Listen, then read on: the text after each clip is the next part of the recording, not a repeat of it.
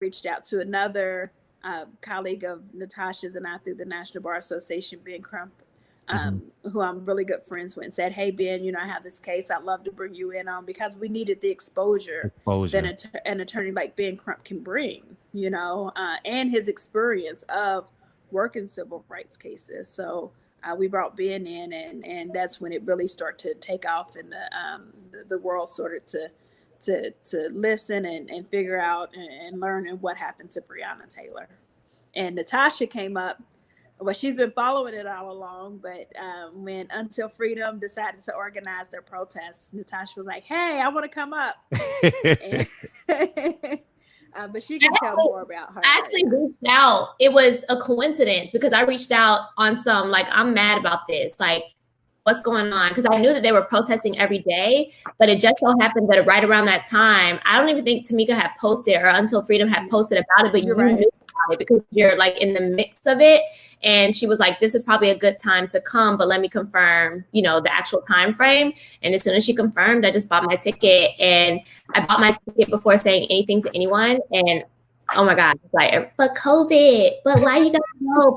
And I'm like, well, listen, the phone calls and the emails ain't enough. So we need to go figure out what the hell going on, because me and my homegirls is mad. So I handle police brutality cases, but they're not my bread and butter. So this is more of the kind of stuff that pisses me off and fuels me and like gets me riled up. So I'm not the type of person that can sit at home and just be like, that's trifling, what's going on. I have to like be involved when I'm really passionate about something. And I think that what Natasha said is important for people to know. People that do police brutality cases, we do it because we really have a passion for it. It's in our heart. You can't just take every case that you see and trust me, after you have one media case, everyone starts calling. Everyone doesn't have a police brutality case, but those cases take a long time. Traditionally, they're not, like, attorneys cannot live off of those cases. So people always think, oh, they just want to, like, no, I make money doing other stuff. This is because it's in my heart to do this, because we have to fix it right. So Natasha said that, we do other things. It's not the bread and butter. We do it because we see a need to fix something and the reform that's there. Absolutely. That's needed. So. And go ahead. I was going to ask you something, because, oftentimes we see the police try to dirty up decedents, victims of police brutality. Have you experienced any of that going thus far in the case with Breonna? Have they tried to, I kind of sensed in the beginning that they were trying to make her house connected with the whole narcotics activity. Yeah. What's your position on that?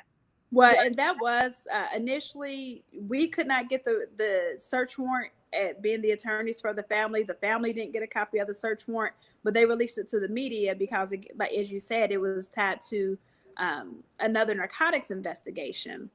Well, the day after they released it, the postal inspector denied allegations in there. Like, they said that the postal inspector verified that suspicious packages were going to Breonna's apartment. The postal inspector came out and was like, no, that's a lie.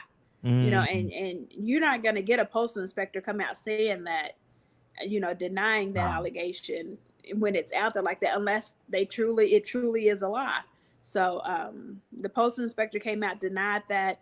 The car that they had said that they witnessed Breonna in, she hadn't owned it for over 2 months. So it was like, so we did have those attempts. And then when the search warrant, showed up to be, mistruthful, then they tried to, she wasn't really an EMT. She was fired. But they didn't have a reason why. Well, we had her employment records. She quit.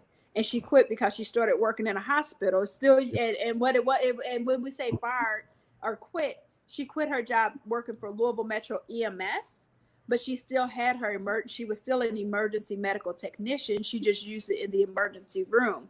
But it was those type of things that they were trying to use against Breonna, because you have someone that's 26 years old, no criminal record, no drugs found in her home, no large amounts of money found in her home, but someone who worked 2 jobs to provide for herself. Her sister lived with her.